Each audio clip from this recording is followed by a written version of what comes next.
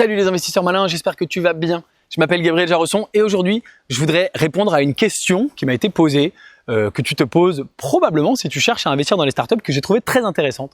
Comment être sûr, comment savoir quand je vais investir dans une startup que l'idée de cette startup n'est pas déjà prise? On répond à ça tout de suite, c'est parti.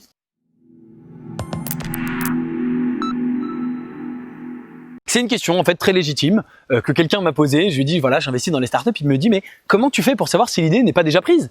Et m'explique-t-il, et il a tout à fait raison, quand on investit dans une startup, on va investir dans l'innovation, dans quelque chose de disruptif, d'innovant. Et donc si c'est déjà pris, on va peut-être complètement se planter. Comment faire pour s'assurer que l'idée n'est pas déjà prise? Alors il y a plusieurs éléments de réponse. Premièrement, évidemment, il faut faire tes recherches. C'est pour ça qu'il faut investir de préférence dans un secteur que tu connais. C'est mieux en tout cas, parce que tu vas mieux connaître l'état du marché, l'état de l'art, comme on dit, savoir ce qui se passe, qu'est-ce qui se fait, quelles sont les tendances, quels secteurs, quelles innovations existent, quelles innovations n'existent pas. D'accord? Donc, investir dans un secteur que tu connais et faire tes propres recherches, c'est intéressant. Tu peux chercher s'il y a quelqu'un qui te dit, moi je fais, je sais pas, un réseau social professionnel. Tu tapes sur Google réseau social professionnel. Puis tu vas peut-être tomber sur LinkedIn, par exemple, et tu vas te rendre compte, tiens, ça existe déjà. Donc ça, c'est la première chose, premier élément. La deuxième chose que je voudrais mentionner à ce sujet, c'est que finalement, tu le sais peut-être si tu me suis, ça fait partie de ma philosophie, que quelque chose existe déjà, qu'une idée existe déjà, soit déjà existante, n'est pas forcément un problème. En fait, pour réussir, une startup, elle doit plutôt améliorer l'existant plus que trouver une idée absolument nouvelle et originale.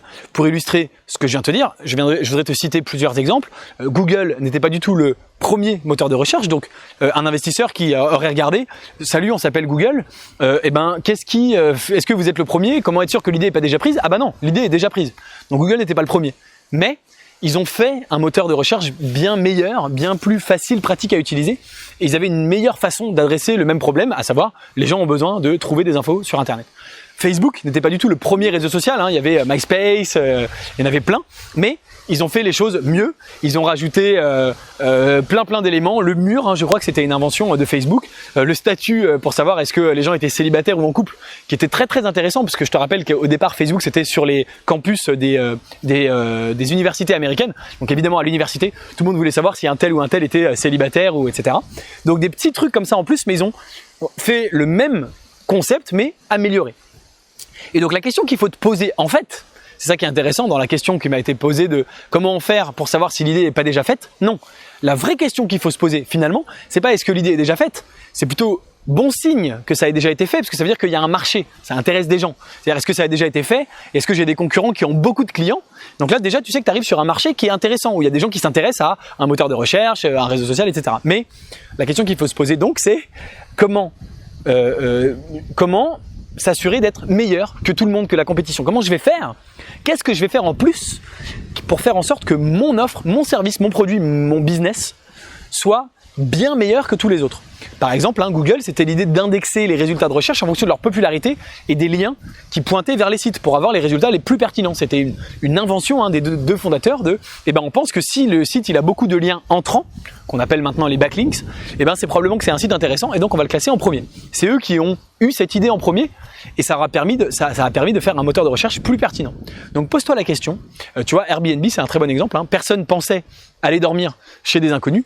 Comment on va faire en sorte que ça fonctionne, que les gens soient à l'aise avec ça, que ce soit plus performant, etc. etc. Pose-toi la question dans une startup plutôt de est-ce que l'idée existe déjà?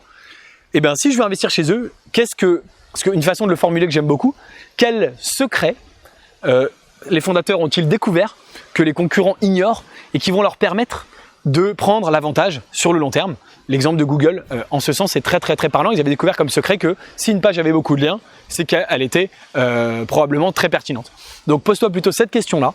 Et moi, je trouve que c'est une bien meilleure question. Et voilà, je suis très content du coup de faire cette vidéo pour justement démystifier un peu le mythe de l'idée. L'idée, ça sert à rien. Ça m'est déjà arrivé d'en parler sur cette chaîne YouTube. Ce qu'il faut, c'est faire mieux que les autres, peut-être améliorer l'existant plus qu'avoir une idée originale. Voilà, dis-moi si tu es d'accord, pas d'accord, ou comment toi, en tant qu'investisseur, tu t'assures que l'idée n'existe pas ou qu'ils ont une bonne amélioration d'une idée existante. Dis-moi ça en commentaire de la vidéo. Si bien sûr la vidéo t'a plu, aime-la et partage-la.